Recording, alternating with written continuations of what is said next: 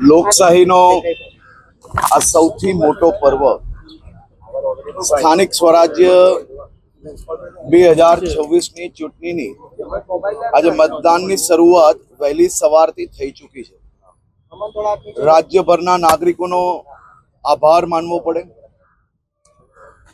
કે વહેલી સવારથી જ આ રાજ્યના હિતમાં, આ રાજ્યના વિકાસને વધુ ગતિ આપવા માટે વર્ષો વર્ષથી ચાલતી રાજ્યની જોડી, રાજ્યના નાગરિકો અને સૌ કાર્યકર્તાઓ એ આજે વહેલી સવારથી ફરી એકવાર આ જોડીને હજી વધુ મજબૂત બનાવવા માટે વહેલી સવારથી મતદાન કરી રહ્યા છે.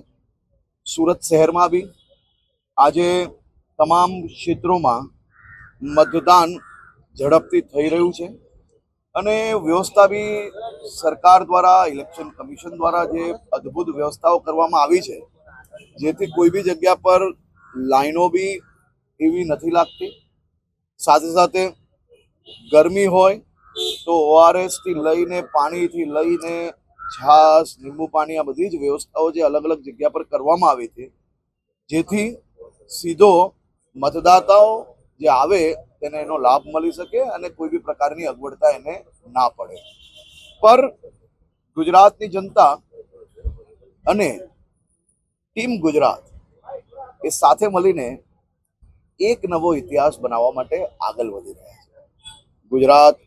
ગુજરાતના નાગરિકોને બદનામ કરનાર લોકોને 100% હિસાબ કરવા માટે ગુજરાતના નાગરિકો સંપૂર્ણ સજ્જ છે.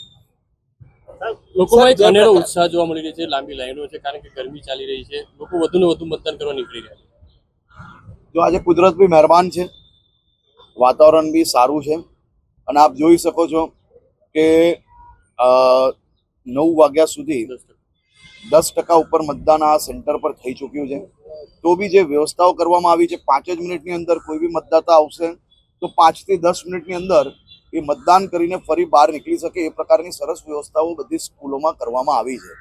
એટલે મતદાતાએ જરા બી ચિંતા કરવાની જરૂર નથી કે ગરમીમાં કેટલું ઊભું રહેવું પડશે, શું થશે, એવી કોઈ પરિસ્થિતિ નથી. ખૂબ સારી પરિસ્થિતિ છે, ખૂબ સારી વ્યવસ્થા છે. આપે જોયું કે જે સિનિયર સિટીઝન મતદાન કરવા આવેલા હતા, મારી જોડે જોડે ગયા હતા, મારાથી પહેલા બહાર નીકળીને એ એમના ઘર તરફ વળી શક્યા. એટલી સરસ વ્યવસ્થાઓ કરવામાં આવી છે સિનિયર સિટીઝનો માટે. ખાસ કરીને જે સિનિયર સિટીઝન ચાલી નથી શકતા તેના માટે વ્હીલચેરની વ્યવસ્થાઓ, આવા લઈ જવા માટેની વ્યવસ્થાઓ, આ બધી જ જે વ્યવસ્થાઓ કરવામાં આવી છે, જેથી કોઈ બી મતદાતાઓ કોઈ બી પ્રકારની એને તકલીફ ના પડે તે માટે આ વ્યવસ્થાઓ કરવામાં આવી. અને બેફિકર તમામ લોકો પોતપોતાના ઘરેથી નીકળીને મતદાન સેન્ટર તક જઈ શકે છે. કોઈ પ્રકારની અગવડતા નથી. બધી જ જગ્યા પર પંખાઓની વ્યવસ્થા, બધી જ જગ્યા પર ORS, પાણી, લીંબુ પાણી, આ બધી જ વ્યવસ્થાઓ છે, જેથી તમે જશો તો લોકશાહીના આ ઉત્સવનો આનંદ માણી શકશો.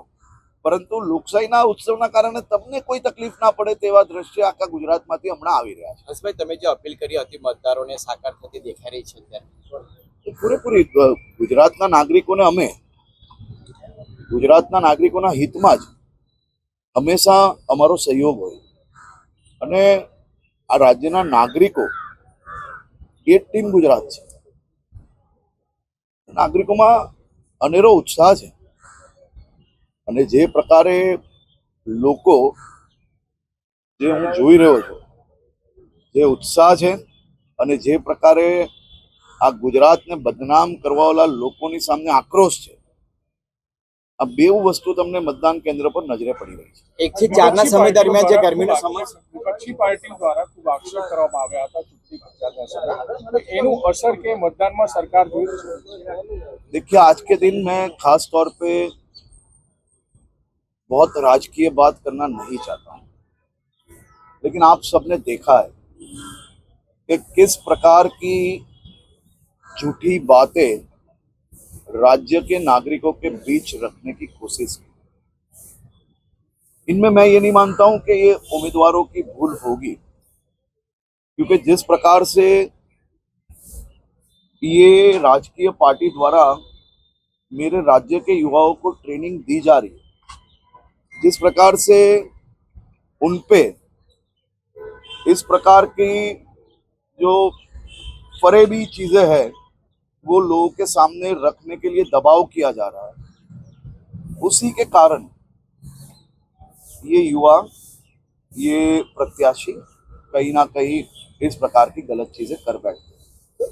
चाहे ऊना में खुद गोली छोड़ के अपने आप पे कोई हमला हुआ हो वो प्रस्तावित करने की कोशिश, या चाहे गुजरात भर में अन्य समाजों को लड़ाने की कोशिश, या चाहे गुजरात के अलग अलग समाजों में जाके छोटी छोटी बैठकों में मत पाने के लिए जिस प्रकार के वादे उन्होंने दिए, ये पूरे गुजरात के लोगों ने देखे हैं। ये अपने आप में बहुत ही दुखद बात है। जीत के लिए कितने आशावाद, जीत के लिए कितना आत्मविश्वास है? गुजरात की जनता की ગુજરાત बहुत બેવું કહેલું છે। જીતની કેટલી આશા સાહેબ કઈ રીતે જોઈ રહ્યા છો? ગુજરાતના નાગરિકોને ભારતીય જનતા પાર્ટી એક ટીમ તરીકે ફરી એકવાર સાથે મળીને આપણે આપણા રાજ્યને વધુમાં વધુ વિકાસની ગતિએ આગળ પહોંચાડી શકે તે માટે ભારે મતદાન થઈ રહ્યું છે અને હું સ્પષ્ટપણે માનું છું કે ગુજરાતના નાગરિકો એક નવો ઇતિહાસ લખશે, સાથે મળીને લખશો અને ગુજરાતના નાગરિકોના હિતમાં આવનારા દિવસોમાં હજી વધુ ઝડપથી કામગીરી આગળ વધશે।